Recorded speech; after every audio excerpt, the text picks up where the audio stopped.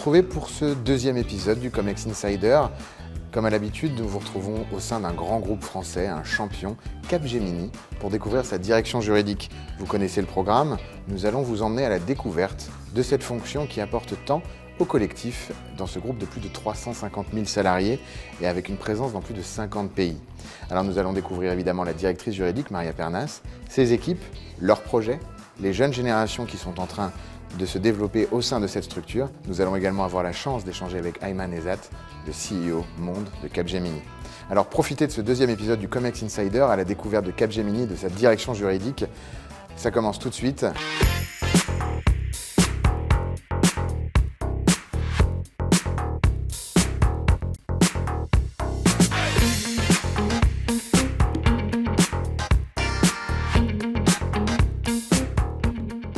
Capgemini est leader mondial du conseil, de la transformation numérique, des services de technologie et de l'ingénierie, avec environ 350 000 collaborateurs au niveau mondial et 22 milliards de chiffres d'affaires. Capgemini est avant tout un immense succès entrepreneurial. Capgemini a été créé il y a seulement 55 ans à Grenoble et par notre fondateur Serge Camp. Et forte de cette expérience de 50 ans, et nous avons une connaissance approfondie de l'industrie et nous pouvons accompagner tous nos clients dans tous ces projets et accélérer aussi par l'innovation dans les domaines du cloud, dans les domaines de la donnée, de la connectivité et d'autres. Et nous sommes 320 collaborateurs au niveau mondial. Nous sommes présents partout dans le monde. Et nous sommes organisés en 4 unités.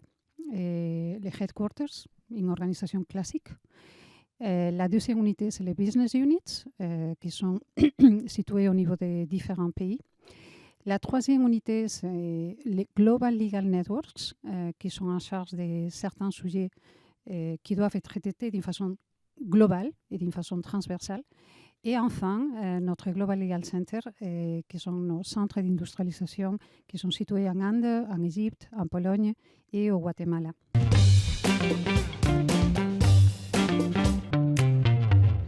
On a vu beaucoup de nouveaux enjeux qui sont apparus au cours des dernières années à un rythme accéléré, que ce soit la pandémie, les nouveaux risques géopolitiques, les mosaïques de réglementation de plus en plus complexes qui s'imposent à notre secteur, le bien-être au travail et les nouveaux modes de travail.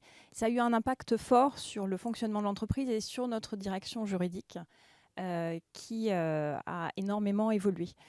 Nous ne sommes plus les gardiens du temple, les personnes qu'on vient voir pour interpréter une règle juridique. On est vraiment là pour sécuriser les affaires, mais également anticiper les nouvelles réglementations, les nouvelles tendances et également innover pour permettre à notre entreprise d'atteindre ses objectifs.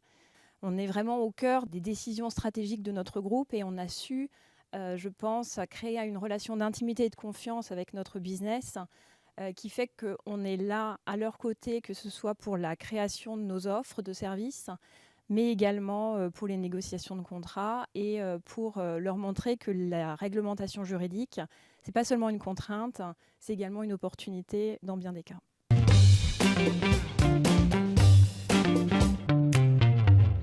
Aujourd'hui, je vois 2 challenges majeurs.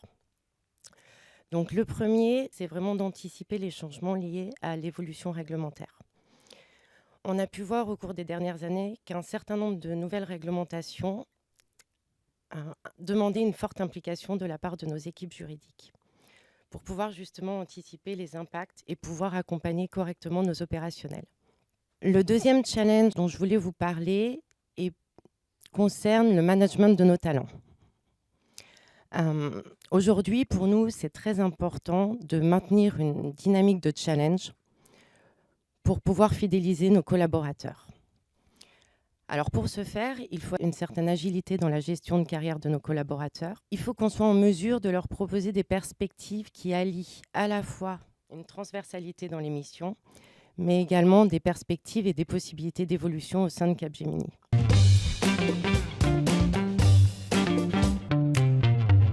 Chez Capgemini et surtout au sein de notre direction juridique, En fait, la technologie, elle joue un rôle fondamental et surtout transversal tout au long de la chaîne de valeur de la direction juridique. Alors, qu'est-ce que je veux dire par là? Ce que je veux dire, c'est que ça n'a jamais été, chez Capgemini, au sein de la direction juridique, une fin en soi. Pas du tout. C'est toujours un levier stratégique qui nous permet d'atteindre nos objectifs. On arrive à concevoir nos propres outils, c'est-à-dire, nous avons un besoin. On ne va pas tout de suite se tourner vers le marché pour voir qu'est-ce qu'il y a. D'abord, on va bien identifier notre besoin. On va essayer de voir est-ce qu'on peut le faire nous-mêmes, en interne. Quand le Covid est arrivé à l'époque, comme on était assez avancé sur la partie technologique, ça nous a permis d'anticiper énormément de choses, rien que l'onboarding des nouveaux talents, parce que tout était déjà prêt en ligne sur une plateforme que nous avons chez nous dans la One Team Academy.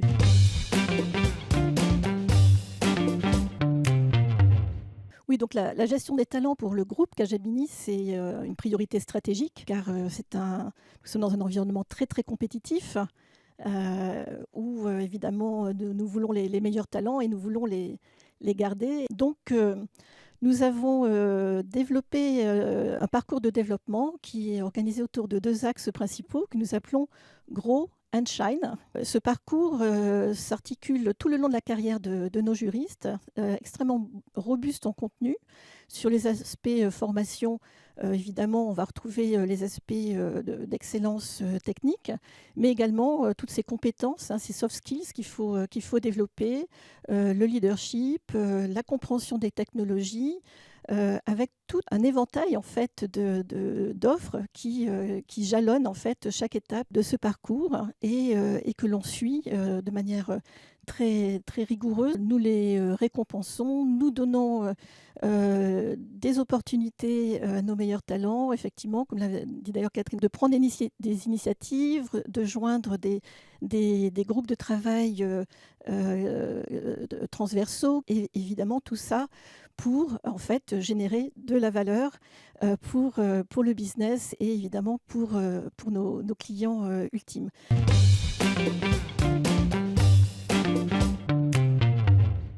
Alors, si je devais retenir une fierté dans mon expérience chez Capgemini, ce serait d'avoir contribué au changement de perception de la fonction juridique. Chez Capgemini, la fonction juridique est vraiment reconnue comme un business partner aujourd'hui et non plus comme une simple fonction support. Ça nous permet aujourd'hui de créer une vraie intimité avec les équipes opérationnelles et business et de démontrer notre vraie plus-value. Pour moi, c'est l'ambiance que nous avons chez Capgemini et qu'on a nulle part ailleurs. C'est la liberté, c'est la créativité, c'est l'énergie, c'est la bonne humeur.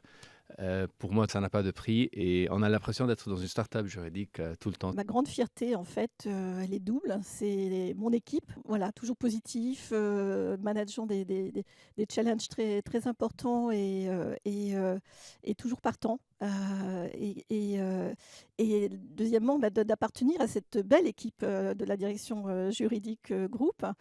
Parce que globalement, elle incarne vraiment les valeurs de Capgemini et notamment, et ça, tu en as un petit peu parlé, l'esprit d'équipe, cette solidarité, cette collaboration extraordinaire qui existe entre nous, quelles que soient voilà, les équipes, la situation géographique, les différentes missions que nous pouvons avoir, et la convivialité. Well, I'm really proud to work for Capgemini because Capgemini is a very unique company. Secondly, I would say the work as part of the legal department is also outstanding because we have a huge team spirit and collaboration. And there, I'm not speaking about the legal community itself, but also the collaboration between legal and business. In all my career, I never experienced that before, and that makes really the job outstanding because I think everyone can confirm that we feel that we can contribute to something big for the good of the group.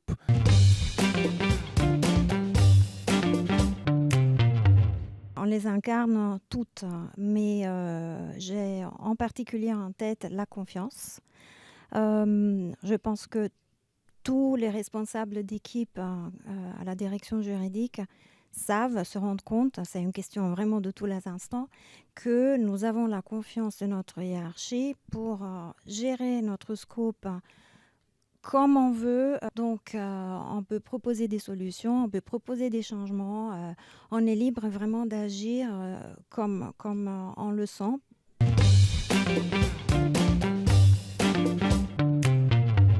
The market is really competitive at the moment, so it's obvious that well-being and work-life balance are key for the company's strategy to attract young talents and also to retain employees. And I think it's fair to say that Group Legal within Capgemini is a really a role model in that regard.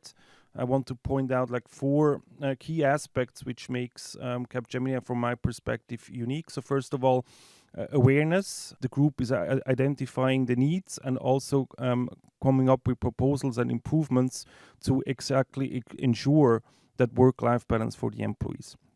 Secondly, a very open communication is being encouraged by the group, and this means that people are encouraged to speak openly, to raise their concerns. Appreciation is the third topic I want to mention. We have a very professional working environment, full of respect, and that's all actually in line with the group's values of modesty and team spirit. And last but not least, the fourth key aspect I want to mention is autonomy. So the group encourages people to have, let's say, an entrepreneurial mindset, to have autonomy, to make decisions, bold decisions for the good of the group, and that's also unique.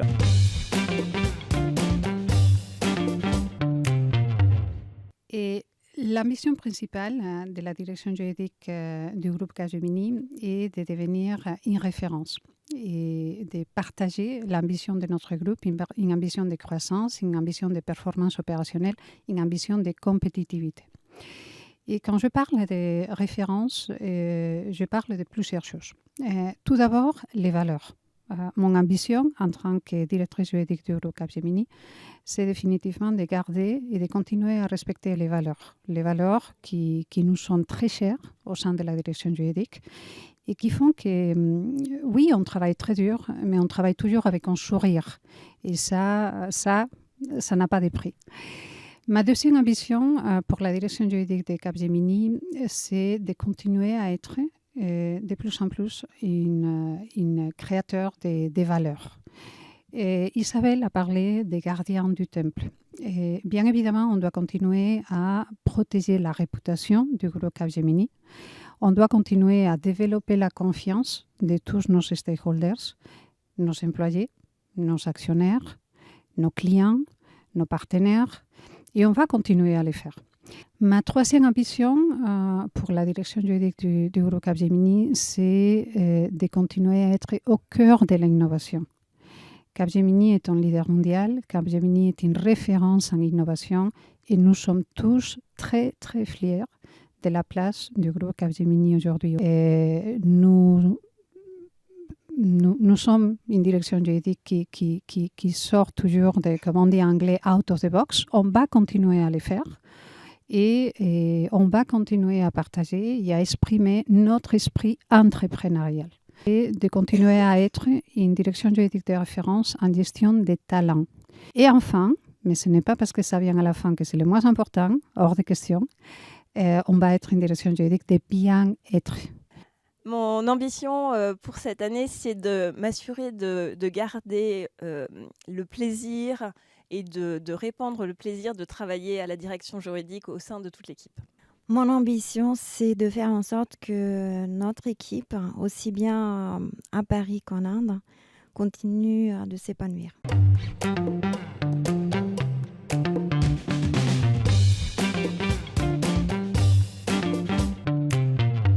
On a la chance de travailler pour une société qui a l'innovation au cœur de ses activités. Et je pense que nous sommes tous à la direction juridique passionnés par les sujets.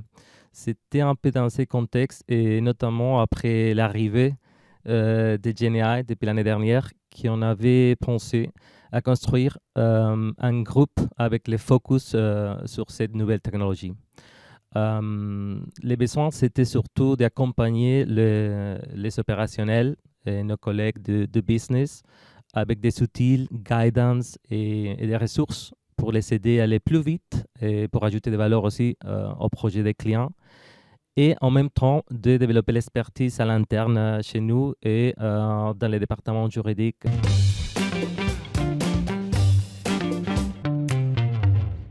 On anticipe de nombreux impacts de l'intelligence artificielle dans les directions juridiques. Un des impacts principaux, c'est que ça va permettre au juriste qui est assisté de l'intelligence artificielle d'être beaucoup plus efficace.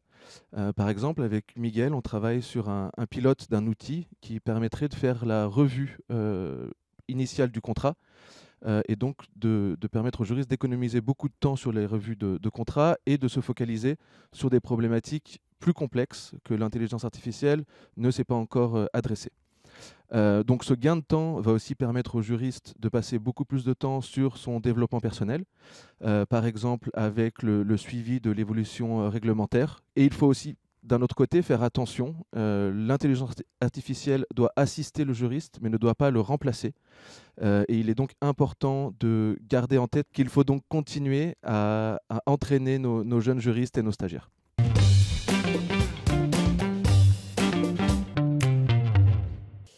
Alors, les juristes accueillent de plusieurs manières le GenAI, notamment d'abord par un intérêt certain pour les questions juridiques que ça soulève, notamment propriété intellectuelle et protection des données, puisque c'est des questions passionnantes. Ensuite, avec beaucoup d'enthousiasme, comme Yann l'a indiqué, mais également les juristes accueillent le GenAI avec beaucoup de précautions.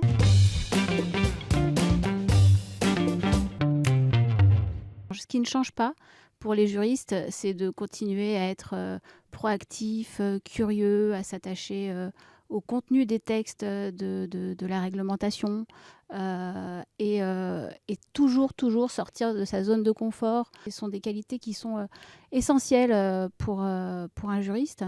Maintenant, ce qui change avec l'IA et la Generative AI, c'est le fait qu'il faut vraiment maintenant s'intéresser à ce qu'il y a derrière le produit pour être en mesure de parler le même langage que nos interlocuteurs et pour être en mesure de véritablement comprendre les enjeux et les risques liés à l'utilisation de l'IA. Et enfin, je dirais, ce qui est très important, c'est de garder quand même une attention toute particulière par rapport à la formation. Mais la formation des jeunes, notamment des jeunes collaborateurs, doit rester vraiment un point particulier d'attention.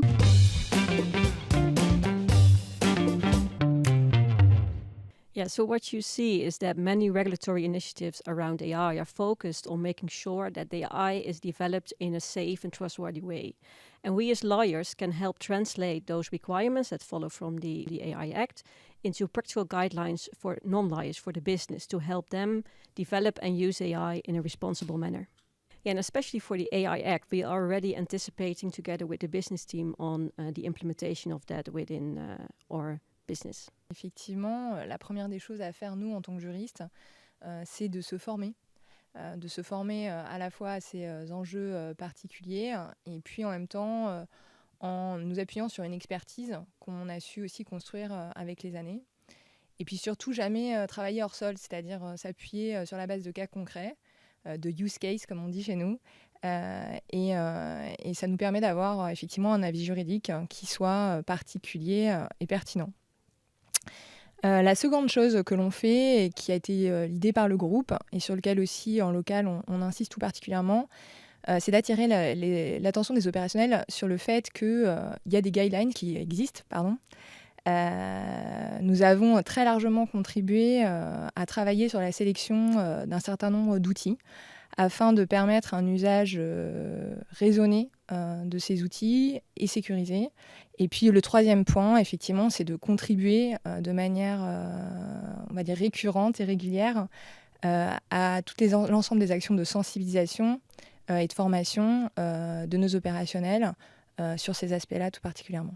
Oui, peut-être pour ajouter quelque chose qui pour moi c'est important, le fait que les groupes qu'on a créés, c'est un groupe de juristes qui d'abord c'est très, très divers, pas seulement au niveau d'expertise, mais aussi de géographie, d'expérience, mais on a tous la même vision, on a tous la même passion pour la technologie et l'avenir. Et d'abord, le tagline de Capgemini, c'est « Get the future you want ». Et c'est ça aussi qu'on partage et qui fait de l'accélérateur un projet très, très inspirationnel. Oui, on participe à la création de l'équipe juridique du futur et à l'avocat du futur qui, vous l'aurez compris, n'est pas remplacé par la machine, mais est simplement amélioré, plus performant, plus brillant et encore plus proche du business et toujours plus proactif aussi. There is something about AI and the way it is infused, or it seems set to be infused into so many areas and to really revolutionise the lives of people, of companies, of the way we work.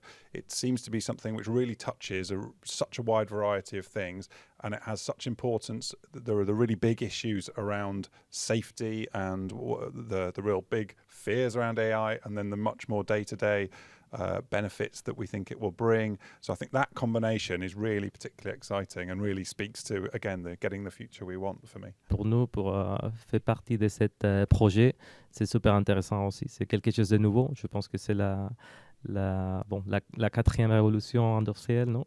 Et pour nous, comme juristes, de participer dans une chose tellement nouveau, c'est passionnant. Je disais qu'on a la chance de travailler avec des ingénieurs qui nous permettent d'avoir une connaissance pratique des technologies et également de répondre de manière opérationnelle à tous les enjeux qui sont présentés par exemple, le GenAI, le métavers, etc. Parce que c'est effectivement le cœur de l'activité de Capgemini.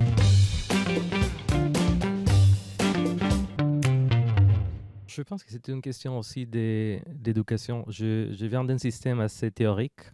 Je pense qu'en Europe, quand on fait des études de droit assez théoriques, et aujourd'hui surtout, il y a un grand gap entre ce que tu as appris à l'université ou à la fac, et puis quand tu commences à travailler dans son organisation technologique comme la nôtre. Je pense qu'il faut changer d'abord le système universitaire. Il faut mettre beaucoup plus de disciplines pratiques, notamment comment utiliser les outils de Legal Tech. Aujourd'hui, déjà, il faut savoir comment faire le prompt engineering, comment faire des questions aux outils de GenAI, etc. Donc, il faut développer des skills dans le métier, normalement pas dans la tradition juridique, project management, marketing, même engineering, coding. Et puis voilà, c'est un changement aussi de profil. Et je pense que dans les années à venir, on va commencer à avoir des directions juridiques mixtes ou hybrides.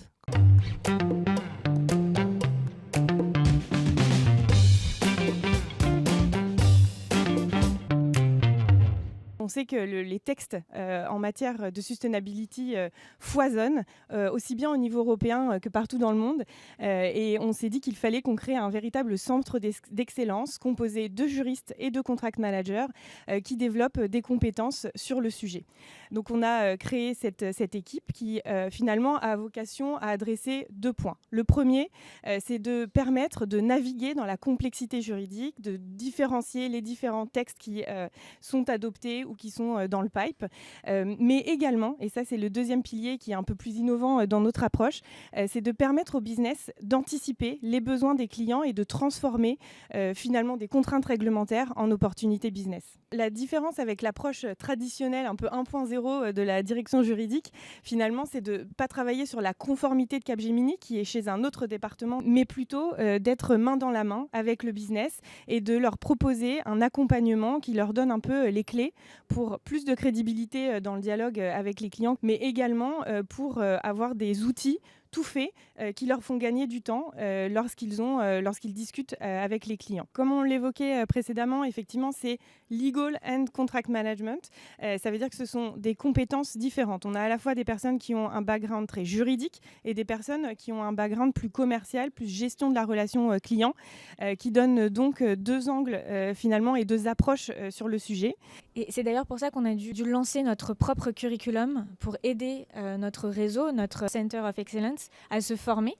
et qu'on a créé ce qu'on appelle le Environmental Law for All Legal Pathway, qui est en fait un training curriculum qui est lancé sur ce qu'on appelle le Sustainability Campus et qui contient finalement différents types de materials, différents types de contenus qui sont là pour aider non seulement le business, mais aussi nos lawyers évidemment et nos contract managers à se former, à mieux comprendre et à mieux naviguer ce nouvel environnement Environmental Sustainability. Donc voilà, c'est quelque chose qui nous a semblé nécessaire. On a également créé une plateforme qui fonctionne vraiment comme un moteur de recherche. Notre vrai moteur de recherche de la sustainability chez Capgemini. D'un point de vue technologique, c'est relativement simple, mais ça va vraiment aller chercher des mots-clés et c'est des documents que nous, le Center of Excellence, on alimente, c'est-à-dire qu'on sélectionne de façon soigneuse des contenus qui nous semblent être les plus pertinents, que ce soit des articles de nos cabinets d'avocats ou des articles que l'on aurait rédigés nous, comme des mémos, mais également des podcasts. On essaye vraiment de mixer un peu les types de contenus pour que ce soit le plus ludique possible, mais aussi pour pouvoir aller vraiment dans le fond des choses.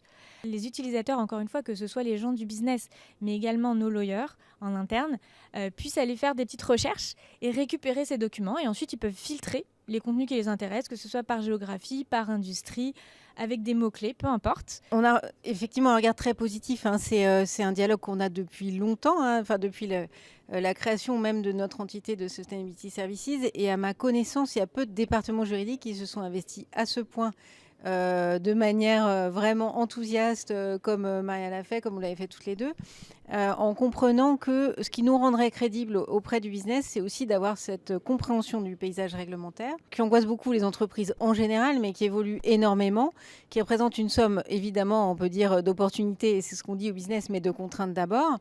Et ça, vous avez réussi à le rendre simple, à l'aborder de manière pédagogique, donc pour nous, c'est un atout fantastique.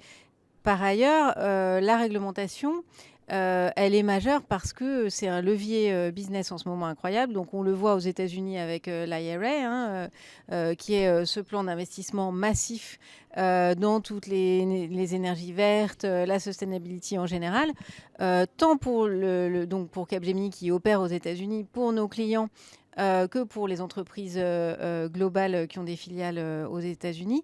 C'est grâce à cette pédagogie-là que vous opérez, que nos clients et que nos commerciaux qui leur proposent des services comprennent où sont les opportunités business et dans quel cadre ils peuvent travailler. Et on le voit aussi en Europe, avec toutes les réglementations de la Commission européenne en 2024. Et pour nos commerciaux qui échangent avec leurs clients, ils savent bien que le nerf de la guerre, c'est ça, c'est de respecter la législation. Et donc, permettre cette évangélisation en interne sur les sujets réglementaires, pour nous, c'était clé. Ma vision, c'est que nous, on veut continuer à promouvoir l'outil et on veut que ça devienne un réflexe chez nos commerciaux de se dire dans quelle situation juridique mon client est plongé au regard de ses engagements sustainable, de la transition écologique et comment je vais avoir un discours plus intelligent en fonction de ce que je sais de la réglementation. Mais ça marche et je pense qu'ils ont adopté l'outil, donc c'est un vrai succès pour vous.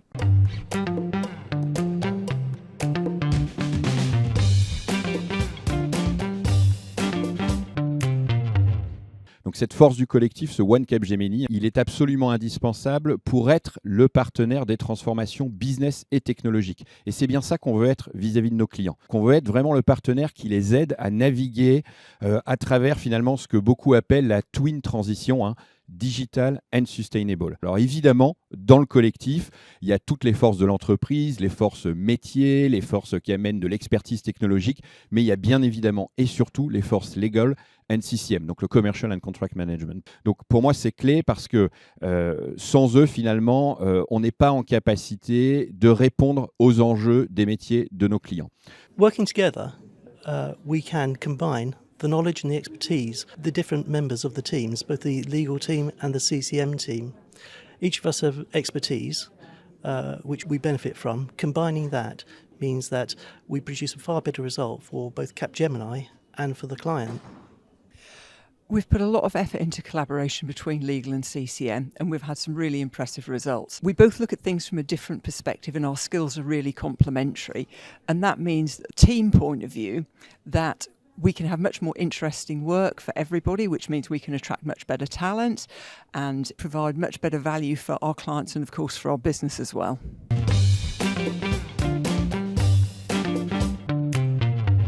We work through the whole of the contract life cycle on bids where we help negotiate and develop a more profitable deal and something that we know we can manage. In the delivery side, we work with the account team to help them manage the contract effectively, to make sure we deliver everything that we need to deliver to the client, and of course that we can make the returns we're expecting from that contract. One of the most effective things we've done over the last few years is the integration of CCM and legal with very clear terms of reference. So we've divided up the work, so we're doing the things we're most effective at. That reduces the amount of time the lawyer or the CCM is having to dedicate to a particular issue, but it also means that the best result is achieved by having the best person with the best experience, the best skills, actually dealing with that issue.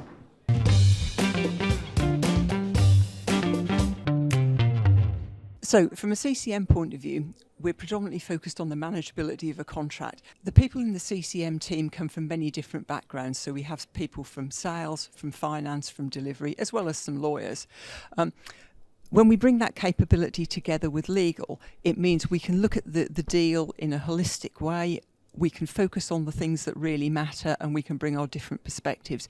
It makes us more agile, it makes us better capable of coming to a good decision, to investigate a problem and to come up with good ways forward and the best resolution.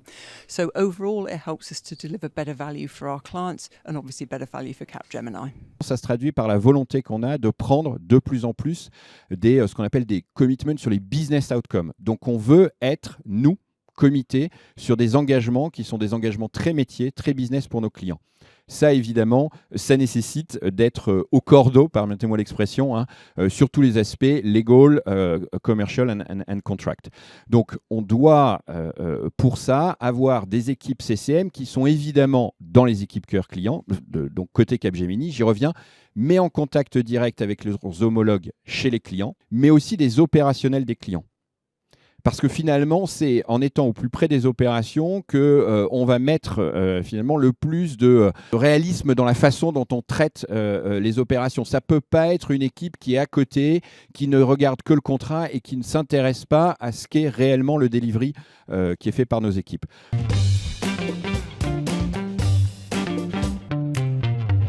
One of the projects which we recently carried out was a complete review of our contracting policy.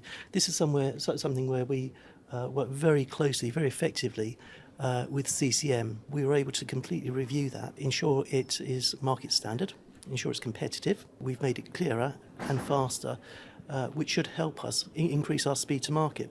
Effectivement, dans certaines industries, dont celle dont j'ai la charge, Financial Services, une régulation dont la pression ne fait qu'augmenter. Si on n'a pas les équipes CCM dans ces équipes cœur, on n'est pas en capacité, encore une fois, d'adresser nos sujets. Donc il faut les avoir très en amont.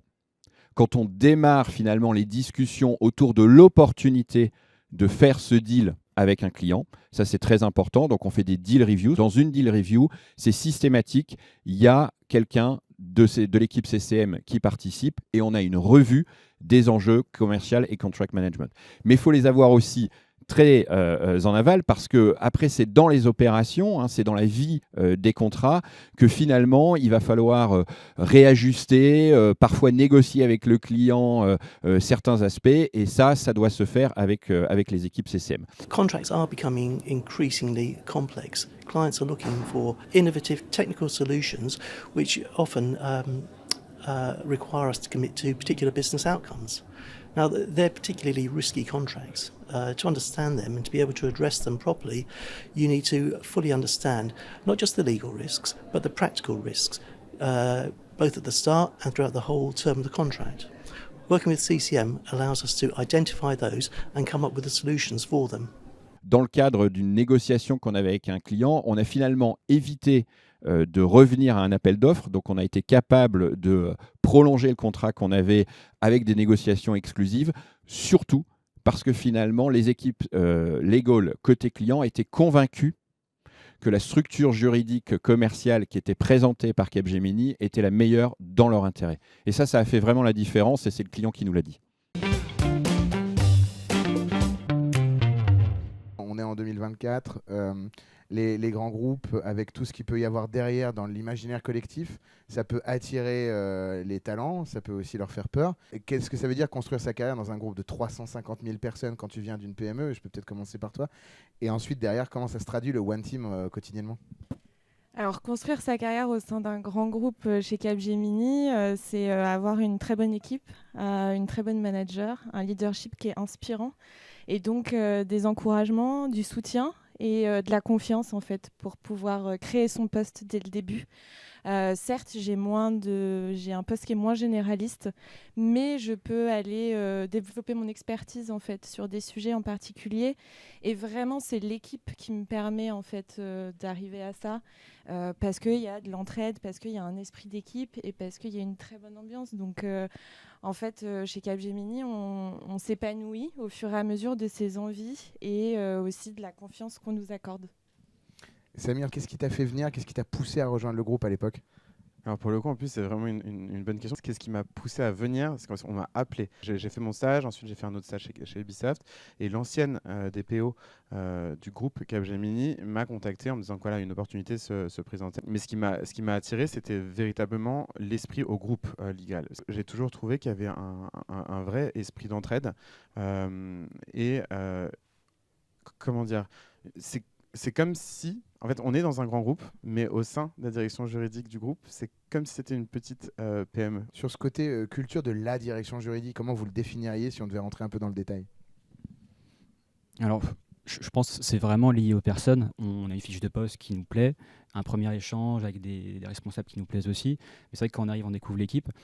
Et c'est vrai que, juste pour mon expérience personnelle, ça a pris tout de suite. Et je pense que c'est une confiance qui s'instaure assez rapidement. C'est ça qui est vraiment un différenciateur chez Capgemini. On nous donne la possibilité, une fois qu'on a fait ses preuves, de prendre nos sujets, de monter en compétences. Et ce qui est bien, c'est qu'on n'est pas forcément cantonné sur un seul sujet. Si on explique à notre management qu'on a envie d'évoluer, de changer, de travailler plutôt sur tel sujet, c'est quelque chose qui est possible. It was a project to come to France? No, so in fact, it's a very good story because when our general counsel, Maria Pernas, joined and she visited India when we were working in India, and she clearly said that, you know, it's not that you are only sort of restricted to work within a particular country. Wherever Capgemini is, it's an open world. You know, you can have opportunity anywhere. You just need to raise the hand, and that's what I did. I had the chance to meet with her in person, and I expressed that I am interested. And then I'm sitting here, you know, doing an interview with all of you. So it has been a big kind of experience for me to sort of change the whole nature of how to work in somewhere in India and to sort of shift to an entirely different country altogether, to meet with the persons whom I have never met before, and, you know, sort of experience the culture and everything. And I think that's happening because Capgemini has this big opportunity-centric sort of approach that is given to everyone who wants to sort of, you know, grow in their career. So which I always say I'm a prime example of that. If you want to look at someone who has gone through the different steps in their life and who has reached somewhere. So it's been an incredible journey for me. Yeah. Alexia, parole à la dernière arrivée dans l'équipe. Est-ce que tu nous fais un rapport d'étonnement en live? Alors la chose vraiment qui m'a le plus frappée, qui est unique, et je rejoins un peu Samir là-dessus, c'est qu'on a l'impression d'arriver dans une famille. Enfin, j'ai été frappée par le comité d'accueil. Je suis arrivée il y a 1 mois, mais je me suis tout de suite sentie hyper à l'aise. Et la deuxième chose qui m'a frappée, j'avais déjà travaillé pour d'autres directions, d'autres entreprises. Et c'est vrai qu'au juridique, on peut avoir la vision un peu plus désuète ou une direction qui est un peu plus silotée. Et là, il y a un vrai esprit d'entrepreneuriat, d'innovation. Je trouve que la direction est vraiment précurseur. Et c'est assez frappant, en tout cas, en ce qui concerne la direction juridique. Il y a quand même un truc à dire sur un axe d'amélioration pour un groupe de 350 000 personnes, ou c'est nickel? Très honnêtement, je pense être assez privilégié, donc je ne pense pas avoir de points négatifs, malheureusement. Ou heureusement pour moi, mais malheureusement pour ces missions, à mettre en avant. Moi, je suis arrivé donc il y a 6 ans et demi. Maria, ça fait à peu près pareil. Pour le coup, ce que j'ai pu observer, c'est tous les efforts de changement qui ont pu avoir lieu. Je ne peux pas parler pour d'autres directions juridiques, comment est-ce que ça se passe, mais il y a une vraie volonté d'être proche du business, il y a une vraie volonté de transformation qui a eu lieu. Et donc, moi, j'ai toujours vu ça et j'ai eu beaucoup de chance. Je suis tombé sur un sujet data protection qui était très à la mode au moment où je suis arrivé.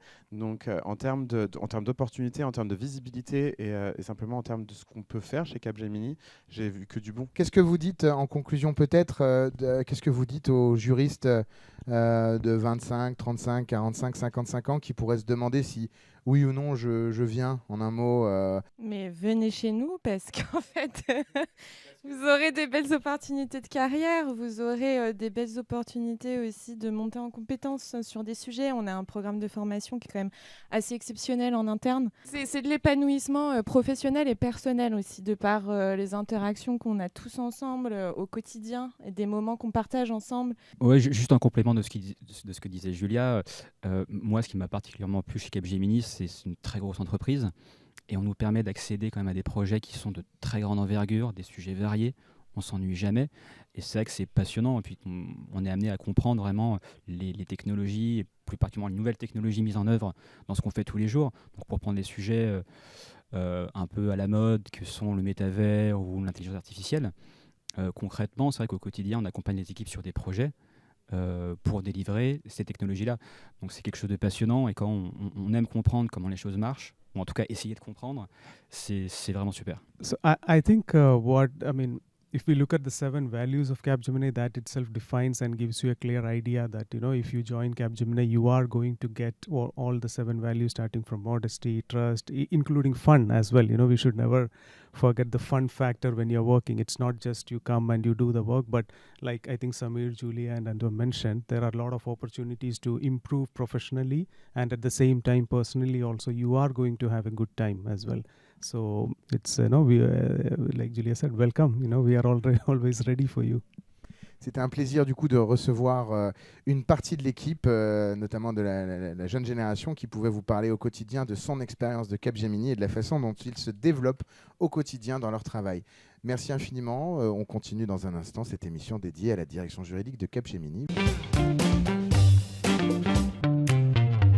Amen Ezad, bonjour. Bonjour. Je suis ravi d'être aujourd'hui avec vous et je vous remercie infiniment de nous accorder un moment pour cet entretien. Écoutez, avec grand plaisir. Nous sommes au cœur de cette émission du COMEX Insider qui a été dédiée à la direction juridique de Capgemini. Vous êtes un CEO emblématique du CAC 40. Pourquoi ? Parce que vous avez une carrière, vous avez tout fait ici. Vous êtes arrivé pour la première fois, je crois. Pas tout, mais beaucoup de choses. Vous êtes arrivé pour la première fois en 91, me semble-t-il. Tout à fait. Vous avez fait une première période, vous êtes parti, vous êtes revenu, et depuis 20 ans, vous avez été VP, vous avez été en charge de la stratégie, vous avez été en charge des opérations, vous avez été même groupe CFO et vous êtes CEO du groupe. Un premier mot peut-être sur ce parcours au sein du groupe qui est finalement votre maison. C'est vrai. Disons que j'ai passé beaucoup d'années. Je pense que je vais arriver bientôt aux 30 ans dans le groupe. Évidemment, quand on a un groupe, on y est attaché. On est attaché à sa valeur, on est attaché à sa culture. Et je pense que c'est la force de Capgemini, en fait. C'est les valeurs et la culture. Et en fait, notre ambition depuis toujours, qui est d'aider nos clients à utiliser la technologie dans le cadre de leur transformation. Donc ça a toujours été ce qu'on fait depuis plus de 50 ans et ce qu'on va continuer à faire dans un monde où la technologie ne cesse d'évoluer.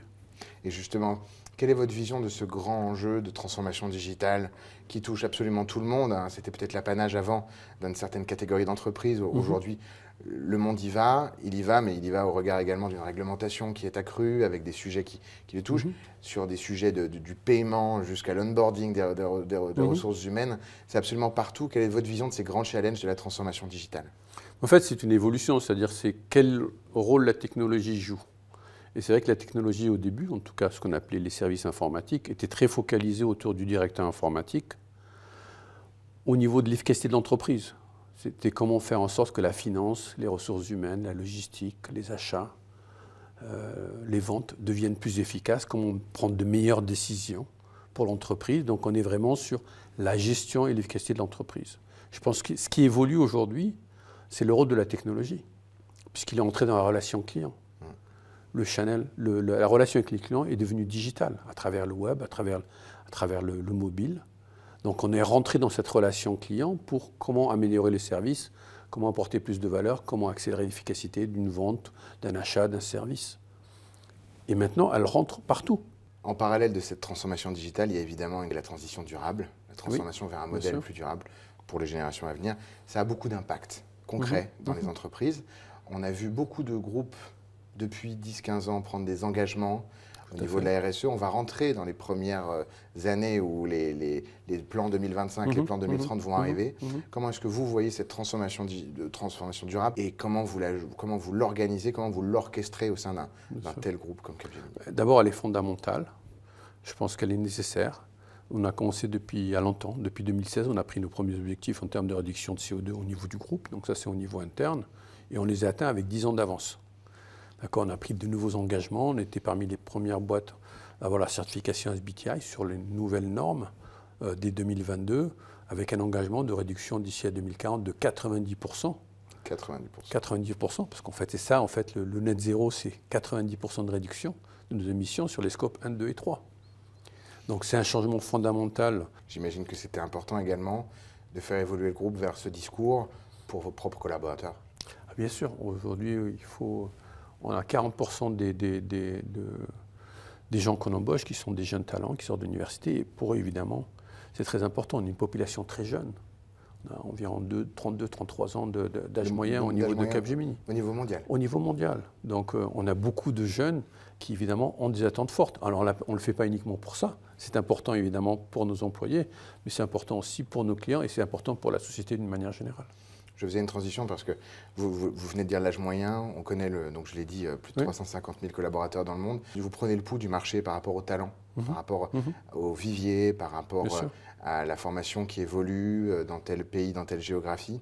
Comment vous voyez justement cette question des talents? Alors surtout on forme des nouveaux talents. Ouais. Parce qu'en fait, nous, notre problème, c'est que la plupart du temps, les talents, surtout sur des technologies nouvelles, ils n'existent pas. Donc on est une école de formation.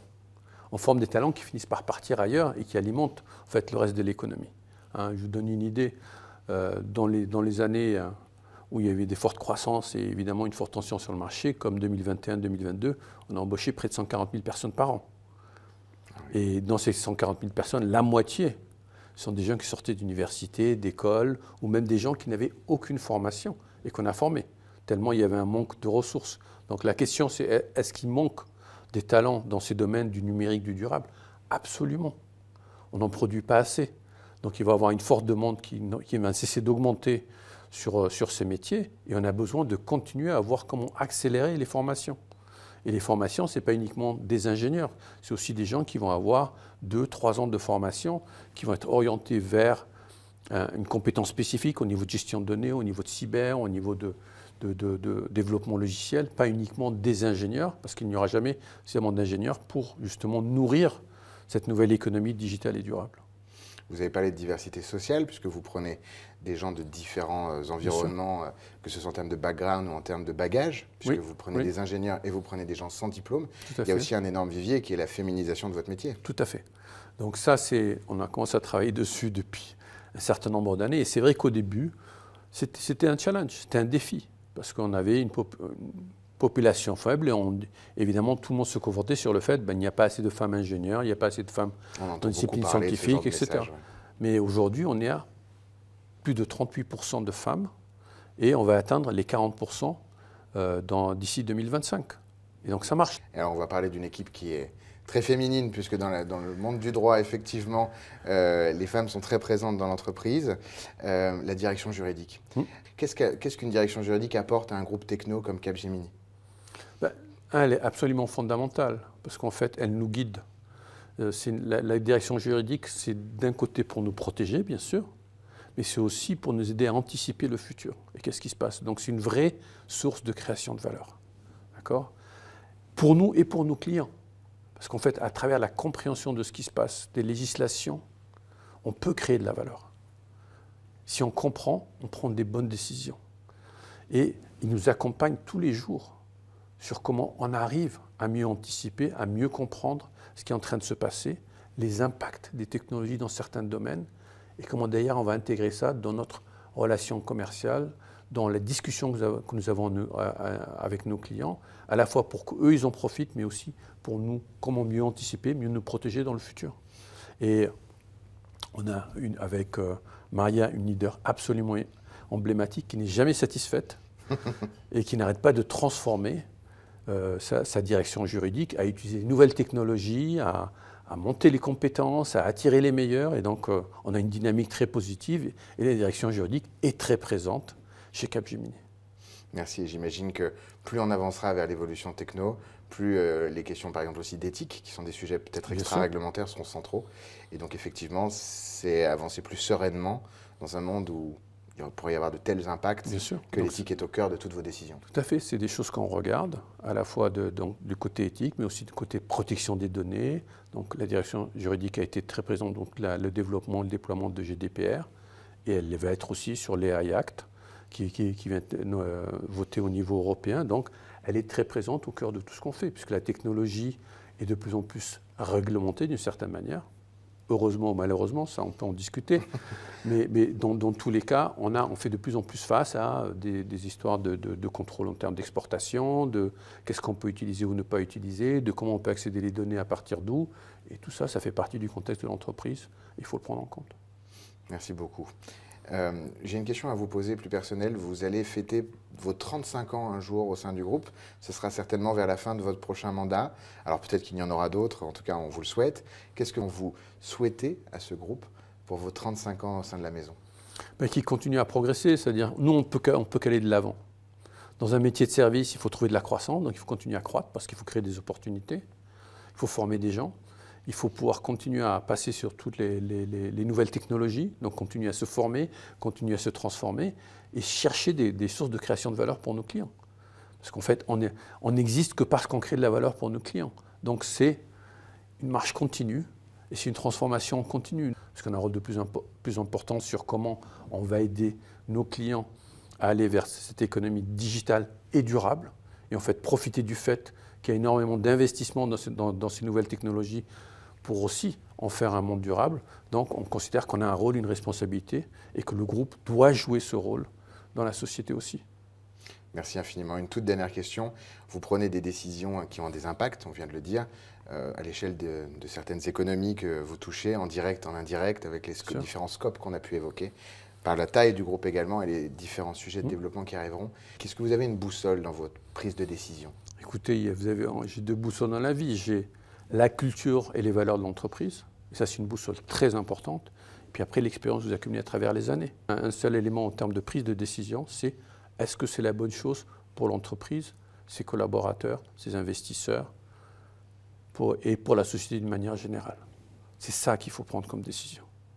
La décision, c'est quelle est la bonne décision pour l'ensemble des acteurs qui dépendent de cette entreprise. Merci infiniment de nous avoir accordé cette interview. Ayman Ezzat, vous êtes le CEO de Capgemini. On était extrêmement fiers de pouvoir vous interviewer. À très bientôt. Merci. Maria Pernas, bonjour. Bonjour. Bonjour Mathieu. Est-ce que vous pourriez nous parler un peu de vous et vous présenter? Oui, absolument. Tout d'abord, bienvenue chez Capgemini, à vous, à votre équipe. C'est un plaisir d'être avec vous ici, à notre siège, à rue de Tilsit. Et donc, je suis membre du comité exécutif groupe de Capgemini et je dirige deux équipes, la direction juridique et la direction des commercial and contract management. Je travaille et je reporte au groupe CEO, Ayman, et je dirige une équipe de presque 800 collaborateurs à travers le monde. Et en ce qui concerne mon parcours, j'ai commencé ma carrière comme avocat chez Pricewaterhouse. Mais j'ai tout de suite compris que j'aimais beaucoup les business, que j'aimais beaucoup les chiffres, la marge d'exploitation. Et j'ai décidé de continuer mon parcours comme directrice juridique à l'époque, en tant que directrice juridique Espagne et Latino-Amérique, basée à Madrid, dans un groupe de technologies de l'information. Et c'est les technologies de l'information qui sont devenues ma deuxième grande passion. Et ensuite, j'ai eu des postes à responsabilité dans des grandes entreprises, tout d'abord au niveau régional, ensuite au niveau du siège ici à Paris avec des responsabilités au niveau mondial. On a suivi vos différents parcours effectivement depuis une quinzaine d'années notamment. Avec une carrière toujours internationale, parce que c'est ce côté international qui m'a toujours beaucoup intéressée. Je suis membre du conseil d'administration de certaines filiales au sein du groupe Capgemini. Et je suis, vous le savez, vice-présidente du Cercle Montesquieu. Je crois profondément à la valeur de l'intelligence collective. J'aime beaucoup d'avoir la possibilité d'échanger avec d'autres directeurs juridiques. Et je suis aussi membre du conseil d'administration de la European Association for Women in Leadership. Je crois profondément à la diversité. Et c'est pour ça aussi que je souhaitais m'engager dans une association. Et au sein de Capgemini, pour revenir sur cette direction juridique, comment est-ce que ça se construit une carrière en tant que aide, mais aussi plus largement par rapport à vos collaborateurs et à ce que vous proposez? Et je vais commencer par dire, on construit une carrière avec des valeurs solides. Et mon parcours personnel et mon parcours professionnel m'a permis de prendre conscience de l'importance des valeurs. Et je pense qu'une équipe qui partage des valeurs solides, c'est une équipe qui a des immenses chances de succès. Le deuxième élément, c'est l'excellence technique. Et vous connaissez la situation actuelle et une immense inflation réglementaire, un contexte géopolitique qui est très loin d'être facile, des exigences des parties prenantes, de nos conseils d'administration, de nos actionnaires, de nos clients, etc. Donc l'excellence technique est non négociable. Mais c'est plus que ça. L'innovation est au cœur de notre ADN. Et pour réussir au sein de la direction juridique de Capgemini, il faut être innovante, il faut être entrepreneur, il faut être capable de sortir en permanence de notre zone de confort. Et c'est ça aussi que j'ai fait pendant toutes les dernières années, depuis mon arrivée. Et enfin, un immense esprit d'équipe. Je crois que j'ai l'habitude de dire à mes collaborateurs très souvent, les plus intelligents de nous tous, c'est l'équipe. L'équipe est plus intelligente que moi, l'équipe est plus intelligente que n'importe quelle autre personne dans la salle. Et je suis ravie, je suis très fière de dire que l'esprit d'équipe, la direction juridique et la direction de commercial et contract management de Capgemini sont synonymes de One Team. Vous parliez de votre rôle. Comment est-ce que vous arrivez à vous organiser et quels sont les conseils que vous donnez à vos directeurs juridiques pour arriver à en même temps effectivement être ce socle de technique qui vient répondre tous les jours aux enjeux de Capgemini et en même temps d'arriver à garder cette bande passante? Je lis beaucoup et je mets toujours la veille réglementaire parmi nos priorités. Et notamment, j'ai créé en 2022 les centres d'excellence en anglais regulatory, parce qu'en effet, ce qui a changé par rapport au passé, c'est qu'avant, notre obligation, c'était de mettre en place tout le nécessaire pour s'adapter à la nouvelle réglementation. Aujourd'hui, ça ne suffit pas. Il faut anticiper. Il faut faire une veille réglementaire qui commence à partir du premier draft législatif. Et la deuxième chose, je suis entourée de grands professionnels qui font aussi un effort de veille réglementaire et nous échangeons beaucoup. Donc eux, ils s'enrichissent aussi mes réflexions. En ce qui concerne la stratégie est au cœur de notre direction juridique et de contract management. Je vais vous dire pourquoi. Et notre CEO nous demande tous les ans, mais aussi à moi, de présenter les plans stratégiques, de présenter notre plan stratégique de la direction juridique. De la direction juridique, les plans stratégiques de la direction juridique. Et on a une session avec l'Executive Board pour présenter tous les ans notre plan stratégique pour les années à venir. Donc la stratégie n'est pas une option. Vous voyez ce que je veux dire? Voilà. Il y a un fort component entrepreneurial et il faut qu'on soit capable d'anticiper nos besoins de demain, nos priorités de demain et nos challenges de demain. C'est pour cette raison aussi que dans le cadre de la mise en place de notre plan stratégique, dans notre agenda, vous trouverez toujours des réunions qui sont focalisées technologie, focalisées gestion des talents. Donc il y a une partie de mon agenda avec mes collaborateurs qui est complètement dédiée à la mise en place de notre plan stratégique dans tous les différents domaines. Je n'ai pas cité, mais il faut aussi trouver le temps pour passer de bons moments avec les collaborateurs. Donc on essaie aussi de trouver ces moments. Quelle est votre plus grande fierté, Maria Pernas, en tant que directrice juridique du groupe Capgemini? Si on devait retenir une c'est toujours mon équipe. Et je pense qu'en tant que manager, on a la capacité d'influencer l'avenir professionnel de nos collaborateurs. Donc j'ai toujours pensé que j'ai une obligation de contribuer à la croissance de tous nos collaborateurs talentueux. Bravo. De toute cette culture internationale que vous avez au cœur, de ces différentes expériences dans les groupes de techno, dans votre carrière d'avocat, quelles sont les choses que vous avez emmenées avec vous et quelles sont peut-être celles que vous avez laissées derrière vous? Tout d'abord, l'importance de la gestion du changement, de la transformation continue. Et la transformation est une clé de succès. Le monde avance, le monde change. Je trouve qu'il faut toujours mettre la transformation au top de nos priorités. La deuxième chose, en tant qu'avocat, ce que j'ai pris avec moi, c'est l'importance de conjuguer la prise d'auteur avec les détails. Être capable de prendre l'auteur est très important, mais il ne faut jamais oublier les détails, parce que parfois la solution est dans les détails. Donc l'un va avec l'autre. Et ce que j'ai laissé derrière moi, deux choses. La première chose, une certaine dose. Certains de mes collaborateurs, certaines personnes diront une grande dose, une certaine dose de perfectionnisme. Parfois, il faut avancer. Voilà, même si ce n'est pas parfait, il faut avancer.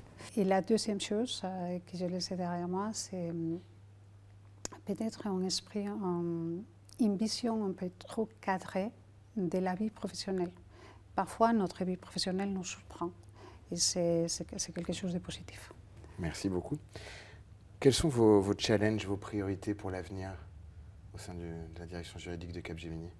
Quand je regarde autour de moi, je dirais qu'il y a trois priorités. La première, c'est l'inflation réglementaire. En effet, on en parlait tout à l'heure. Ça va très vite. Ça va très vite. Ouais. Ça va très vite. Avec en plus une c'est dans différents espaces réglementaires. Absolument. Vous avez évidemment les US, évidemment l'Europe, chaque évidemment dispositif réglementaire national. C'est quand on est dans plus de 50 pays ou je ne sais pas dans combien de... Je dis souvent qu'on a un peu l'impression de passer d'un monde global à un monde déglobalisé. Parce que chaque pays ou chaque géographie, dans certains cas c'est l'Union européenne, publie de nouvelles réglementations qui ne sont pas nécessairement harmonisées. Nos clients, ils sont partout dans le monde, donc il faut trouver la solution avec beaucoup plus de réglementation. Et la deuxième priorité, c'est faire face et gérer tous les challenges qui sont associés à la vitesse de la transformation technologique. Et là, tout le monde parle de l'intelligence artificielle générative. Et au sein de Capgemini, bien évidemment, notre CEO a mis l'intelligence artificielle générative très haut dans sa liste de priorités. Mais ce n'est pas seulement ça. Aujourd'hui, la mise en place de la transformation digitale demande aussi la conformité, exige une conformité avec les cadres réglementaires en matière de data, en matière de sécurité informatique, etc. Donc, ma deuxième priorité, c'est de m'aligner avec et d'être capable de gérer pas seulement la transformation technologique, mais une transformation technologique qui va à grande vitesse. Et le troisième challenge, la durabilité. Et tout ce qui concerne la sustainability en anglais est un enjeu majeur cross-industrie pour toutes les entreprises. Et donc c'est un sujet qui est très haut dans mon agenda, mais c'est aussi un sujet essentiel pour la gestion des talents. Les jeunes souhaitent travailler pour les entreprises qui ont placé la durabilité au plus haut de leur agenda. Et c'est un sujet prioritaire dans mon plan stratégique. Ça se traduit comment l'ESG, la durabilité? Dans votre plan stratégique, si on devait retenir 1 ou 2 points? Oui, il y a deux domaines différents. D'un côté, Capgemini a publié fin 2021 déjà la politique ESG, notre politique ESG. C'est une politique qui se traduit par un nombre d'objectifs ambitieux, objectifs en matière de carbon footprint, objectifs en matière de digital inclusion, objectifs en matière de gouvernance. Donc, tout ça est traduit dans tout un ensemble de KPIs qui sont publics. Donc, nous, en tant que directeur juridique et direction de commercial et contract management, nous avons un rôle à jouer pour atteindre nos objectifs. Le deuxième élément, c'est un élément interne. Il y a 3 ans, j'avais créé la unité CSR au sein de la direction juridique et de la direction de commercial et contract management, parce que je pense que nous pouvons faire une différence aussi en faisant une contribution à la société de différentes façons. Nous avons notre propre roadmap au sein de la direction juridique en matière sociale et d'inclusion. Qu'est-ce qui a changé alors, Maria Pernas, depuis 5 ans sur cette gestion des talents, la façon de les accompagner? Leurs attentes ont changé. Je dirais qu'ils ont besoin d'un purpose, comme on dit en anglais, d'une raison pour rester avec vous. Et la raison pour rester avec vous, ce n'est pas seulement la croissance professionnelle. Et bien évidemment, il faut offrir la possibilité de travailler dans des projets passionnants, bien sûr. Il faut leur offrir la possibilité d'apprendre et de continuer à se développer, mais ça ne suffit pas du tout. Je pense qu'ils considèrent que l'environnement de travail est très important, la notion de bien-être est très importante, l'élément social est essentiel, il faut contribuer au bien-être des autres aussi, de la société, et je trouve que c'est un objectif que je partage et très, très juste, donc je me réjouis. Et enfin, ils demandent de la flexibilité. Je partage, je trouve que ce sont tous des attentes très légitimes. Merci beaucoup pour ce point. J'ai une dernière question à vous poser, Maria. Donc on voit qu'effectivement une telle direction juridique, c'est beaucoup d'engagement, beaucoup de sujets à traiter, beaucoup de priorités. Cette alliance entre technique et stratégique, mais avec cet aspect vraiment people, team spirit, ESG. Mais c'est quoi le directeur juridique de demain? S'agissant du directeur juridique de demain, je dirais tout d'abord, c'est un directeur juridique multidisciplinaire. Et notre domaine de responsabilité va continuer à s'élargir. Il faut être ouvert à avoir de nouvelles responsabilités. Il faut s'intéresser à des choses qui ne sont pas nécessairement, qui historiquement n'étaient pas juridiques. La deuxième chose, c'est un directeur juridique tourné vers l'avenir. Je dirais, savoir ce qui se passe aujourd'hui et être capable de gérer ce qui se passe aujourd'hui, ça, c'est la base.